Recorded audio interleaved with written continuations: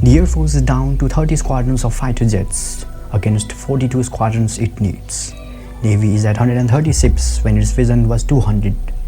Army is already short of 100,000 soldiers. This is a quote from an article of The Hindu. It shows how much the Indian Defence Forces are lacking behind from their goal. Why is it that the Indian Defence Forces aren't able to achieve their goals and are in fact lagging behind? It may be because of the Indian defence budget is far behind from its counterparts. Take a look at this figure. We can see that India's defence spending is 1/3 of China's defence spending, even though both of the countries have relatively similar number of soldiers and military hardware to maintain. But the government have different answers. Since 25% of the defence spending of India goes towards pensions, which the government considers it to be a burden, so it was expected of the government to come up with a pension-less system of recruitment in the armed forces. And they did, introducing the Agnipath Scheme.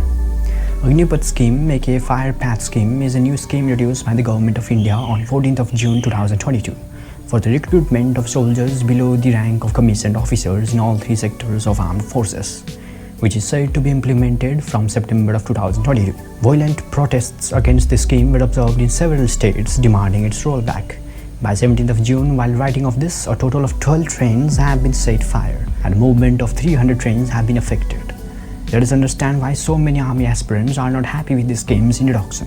Under Agnipath Scheme, male as well as female aspirants of defence forces for the post below officer cadre will be recruited. This scheme is said to be the only route for recruitment in defence forces.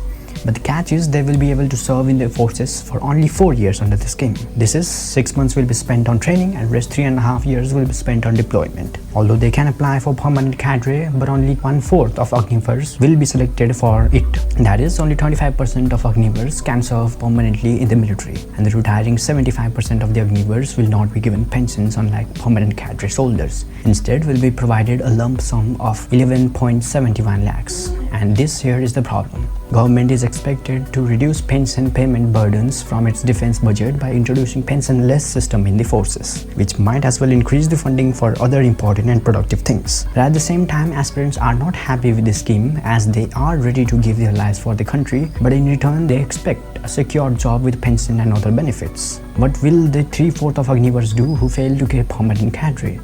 Will they be able to get a good career after spending their 4 years of youthful life in the military? What are your views? Let me know in the comment section.